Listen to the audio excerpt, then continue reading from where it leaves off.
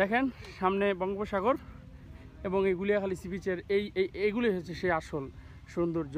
কিন্তু এখন এইখানে আশেপাশে অনেক বেশি রিসোর্ট বা কমার্শিয়াল হয়ে যাওয়ার কারণে প্রাকৃতিক সৌন্দর্য কিছুটা হলেও কমে গেছে।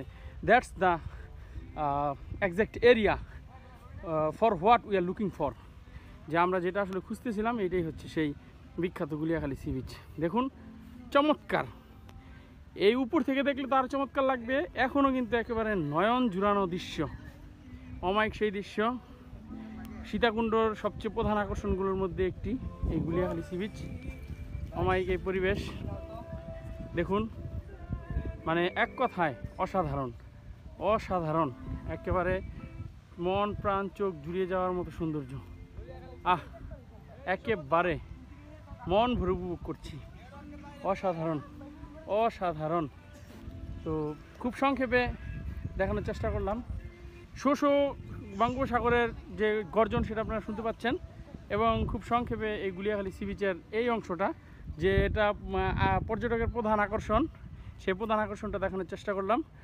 আছি গুলিয়াখালী সি বিচে,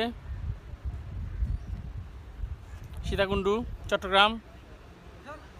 বাংলাদেশ অন্যান্য সি বিচ থেকে এই বিচটা বিশেষত ঘন সবুজ এবং বিচের মধ্যে অনেক বেশি দূর্বাঘাস এবং ছোট ছোট গর্ত।